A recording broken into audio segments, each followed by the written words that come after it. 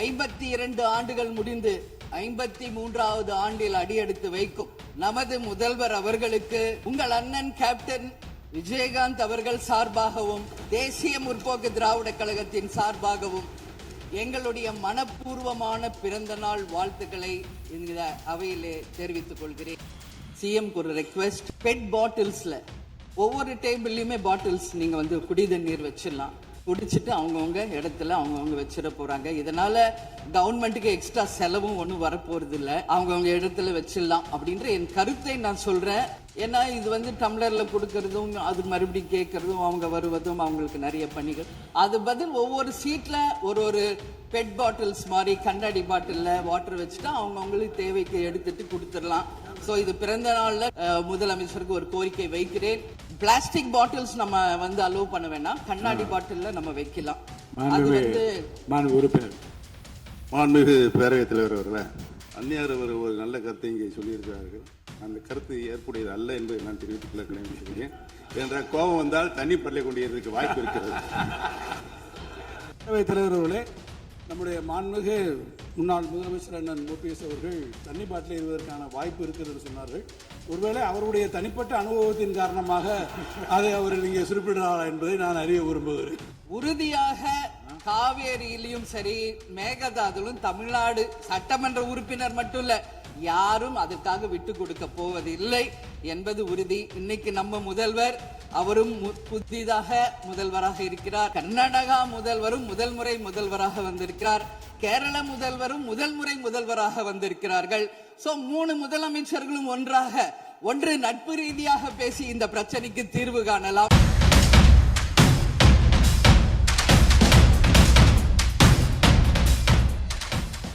பேரவைத் தலைவர் அவர்களே, முதலமைச்சர் அவர்களே, எதிர்கட்சி தலைவர் அவர்களே, அமைச்சர் பெருமக்களே, சட்டமன்றத்திலே இருக்கும் அனைத்து சட்டமன்ற உறுப்பினர்களுக்கும் முதல் கண் எனது வணக்கங்களை தெரிவித்துக் கொள்கிறேன்.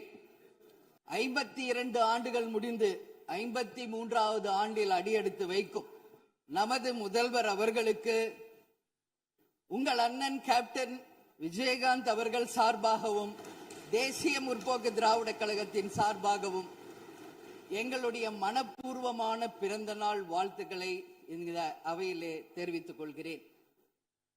இன்றைக்கு நாம சட்டசபையில பேசுகின்ற உரை ஒன்று மேகதாது அணை பற்றியும் ஆளுநருடைய உரையை பற்றியுமான டிஸ்கஷன். சற்றேறக்குரிய 1.5 மணி நேரமா ஒரே டாபிக் தான் இங்க போயிட்டு இருக்கு. அந்த வாய்ப்பு அனைத்து சட்டமன்ற உறுப்பினர்களுக்கும் சமமாக வழங்கப்பட வேண்டும் என்ற வேண்டுகோளை பேரவைத் தலைவருக்கு நான் வைக்கிறேன். நிறைய பேருக்கு வாய்ப்பு கிடைக்குது, நிறைய பேருக்கு வாய்ப்பே கிடைக்காமையே போயிடுது. இது சட்டமன்றம், எல்லாருக்கும் ஈக்குவாலிட்டி, எல்லாருக்குமே வாய்ப்பு தரணும் பேசுறதுக்கு. அது நீங்க அவைத்தலைவர் அவர்கள் நீங்க அதை பார்த்துக்கோங்க. அதுக்கு அடுத்தது அன்று ஆளுநர் உரை,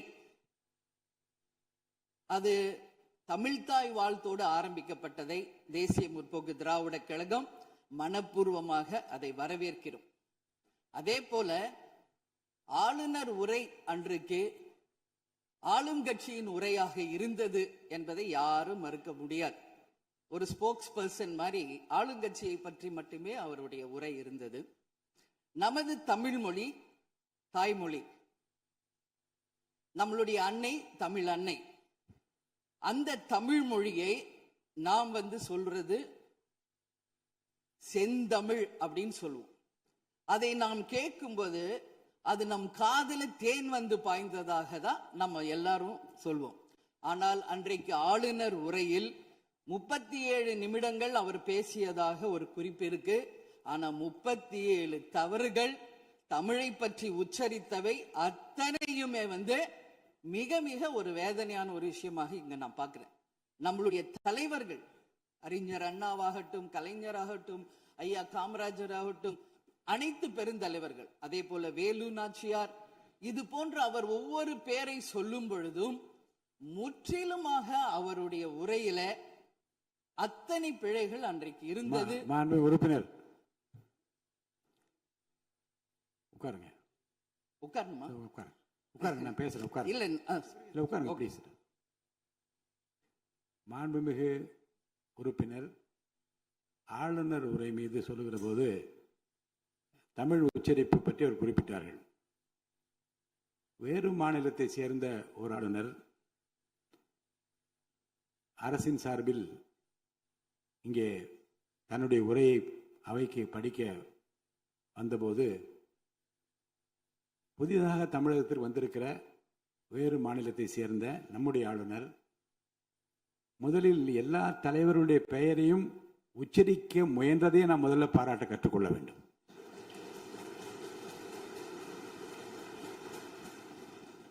இன்னொன்று, எல்லா பெயர்களையும் விடாமல் படிக்க வேண்டும் என்று அவர் காட்டிய ஆர்வத்தை நீங்கள் பாராட்ட வேண்டும். இன்னொன்று நான் உங்களுக்கு சொல்லுகிறேன், தமிழை கற்றுக்கொள்ள வேண்டும் என்பதில் நம்முடைய மாண்புமிகு ஆளுநர் அவர்கள் ரொம்ப அக்கறையாக இருக்கின்றார் என்பதை நான் அவரை நேரிலே சென்று ஆளுநர் உரைக்கு உரையாற்ற நீங்கள் வர வேண்டும் என்று அழைப்பு விடுக்க சென்றபோது தமிழ்நாட்டில் இருக்கக்கூடிய வரலாற்று சிலவற்றை நான் படித்துக் கொண்டிருக்கிறேன் ஆங்கிலத்தில்.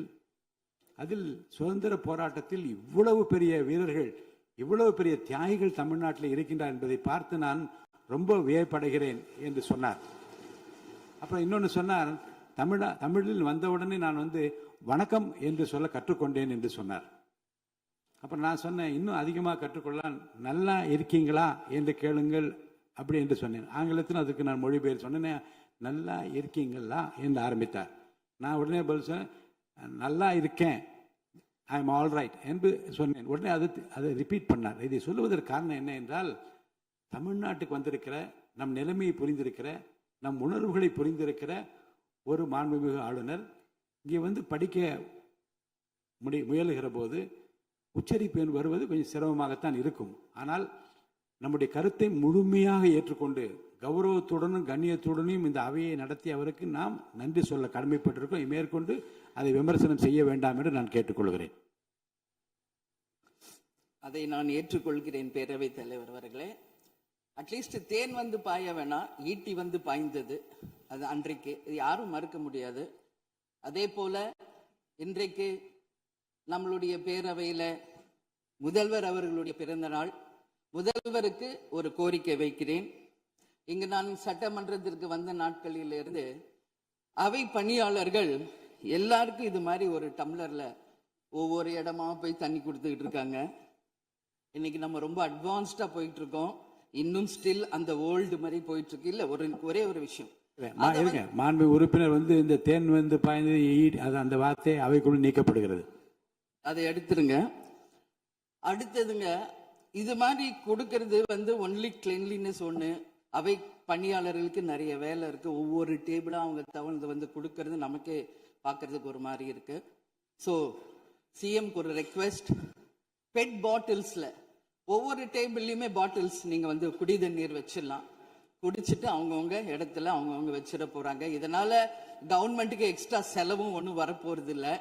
அவங்கவுங்க இடத்துல வச்சிடலாம் அப்படின்ற என் கருத்தை நான் சொல்றேன்.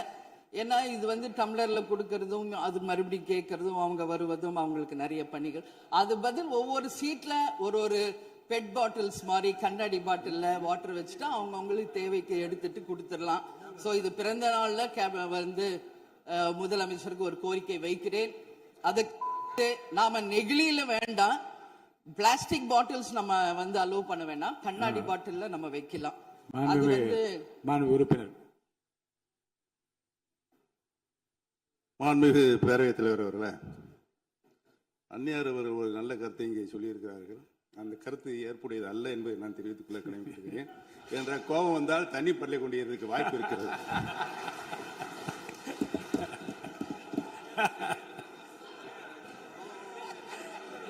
உறுப்பினர் பேசலாம். இப்போ தண்ணி பாட்டில் தான் வீசணும் கிடையாது, டம்ளர்ல கூட வீசி அடிக்கலாம். உறுப்பினர் ஒரு நிமிஷம். தலைவர் அவர்களே, நம்முடைய மாண்புமிகு முன்னாள் முதலமைச்சர் அண்ணன் ஓபிஎஸ் அவர்கள் ஒரு நிலையை குறிப்பிட்டு அதை எரிவதற்கான தண்ணி பாட்டில் எரிவதற்கான வாய்ப்பு இருக்குதுன்னு சொன்னார்கள். ஒருவேளை அவருடைய தனிப்பட்ட அனுபவத்தின் காரணமாக அதை அவர் இங்கே குறிப்பிடுறாரா என்பதை நான் அறிய விரும்புகிறேன். மாண்புமிகு உறுப்பினர் ஏன்னா காலையில இருந்து ரொம்ப காரசாரமாவே போயிட்டு இருந்துச்சு. அதனால ஒரு ஹாப்பியா நம்மளுடைய முதல்வர் பிறந்த நாள்ல எல்லாரும் சந்தோஷமா இன்னைக்கு நம்ம அவையை செய்வோம்.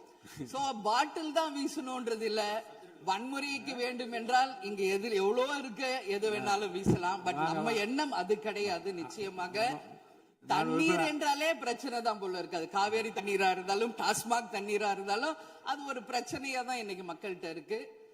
உறுதியாக காவேரியிலும் சரி மேகதாதுலும் தமிழ்நாடு சட்டமன்ற உறுப்பினர் மட்டும் இல்ல, யாரும் அதற்காக விட்டு கொடுக்க போவதில்லை என்பது உறுதி. இன்னைக்கு நம்ம முதல்வர் அவரும் புதிதாக முதல்வராக இருக்கிறார். கர்நாடகா முதல்வரும் முதல் முறை முதல்வராக வந்திருக்கிறார். கேரள முதல்வரும் முதல் முறை முதல்வராக வந்திருக்கிறார்கள். சோ 3 முதலமைச்சர்களும் ஒன்று நட்பு ரீதியாக பேசி இந்த பிரச்சனைக்கு தீர்வு காணலாம். அப்படி இல்லை என்றால் அவங்க சொல்றது கேட்கலன்னா பக்காவா நம்ம சட்ட ரீதியாக ரொம்ப ரொம்ப பழமையான ஒரு விஷயத்தை அன்னைக்கு நான் சொன்ன மாதிரி பேசிக்கிட்டே தான் இருக்கிறோம். இது முழுமையாக தீர்வடைய வேண்டும்ன்றதா எல்லாருடைய கருத்து. இன்னைக்கு நம்மளுக்குள்ள வாதங்கள் பிரதிவாதங்கள் டிஸ்கஷன்ஸ் இங்கு வந்தாலும் இது நிரந்தரமாக தீர்க்கப்பட வேண்டும் என்பதில் யாருக்கும் மாற்று கருத்து இல்லை. இப்ப 2026 இருக்கும், 2026 வரைக்கும் இது கண்டினியூ ஆகக்கூடாது, இன்னொரு 100 ஆண்டு காலத்திற்கு என்பதுதான் எல்லோருடைய எண்ணம். சோ அது நடக்கணும். அது மட்டும் கிடையாது, இன்றைக்கு நேற்று நடந்த ஒரு விஷயம் தமிழ்நாட்டில். நேற்று நான் நேரடியாக சென்று பாதிக்கப்பட்டவங்களை பார்த்தேன். yesterday was a black day for Tamil Nadu. Sunday black சண்டேவாக நேற்று இருந்தது. இதுவரைக்கும் தமிழகம் காணாத ஒரு பேர் விபத்து அது. இன்னைக்கு பேரிடர் எவ்வளோ பிரச்சனைகள் இருந்தாலும் ஒரு அமோனியா தாக்குதல்ல இத்தனை பேர் பாதித்தது தமிழக வரலாற்றில் முதல் முறை.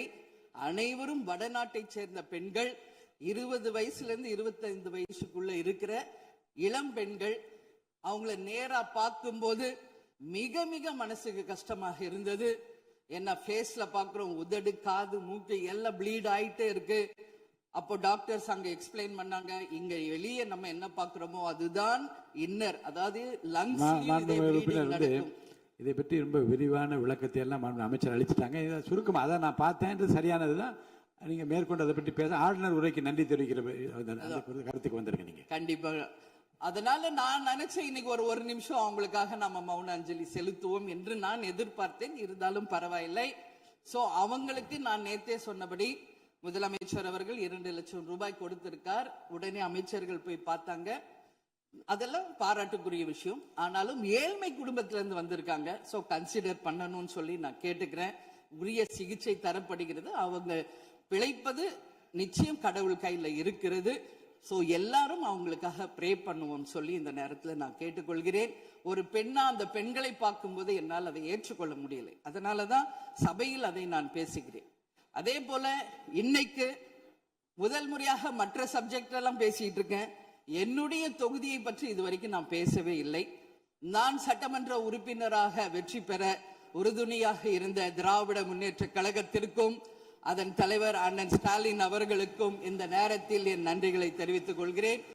விருதாச்சலம் தொகுதி 2006 புரட்சி கலைஞர் கேப்டன் அவர்கள் முதல் முறையாக வெற்றி பெற்று ஒரு சரித்திர சாதனை படைத்த தொகுதி. மீண்டும் அந்த தொகுதியிலேயே என்னை வெற்றி பெற செய்த விருதாச்சலம் தொகுதி மக்களுக்கு என்னுடைய மனப்பூர்வமான நன்றிகளை இந்த அவையிலே தெரிவித்துக் கொள்வதில் பெருமை அடைகிறேன்.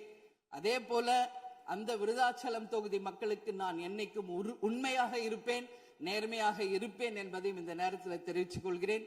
அவைத்தலைவர் அவர்களே, இதுல விருதாச்சலம் தொகுதிக்கு தேவையான அத்தனை விஷயங்களும் நான் எழுதியிருக்கேன். அவை நேரத்தை நான் அதிகம் ஏற்றுக்கொள்ள எல்லாருக்கும் வாய்ப்பு தரணும் அப்படின்றதுனால ஒரு 3 பாயிண்ட் மட்டும் சொல்றேன். முடிந்த பிறகு இதை உங்க நேரடியா உங்க கையில் நான் தருகிறேன்.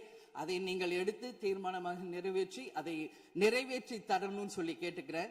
விருதாச்சலம் ஒரு மாவட்டமாக அறிவிக்கப்பட வேண்டும் என்று ஒரு நீண்ட நெடிய கோரிக்கை பல ஆண்டுகளாக இருக்கிறது.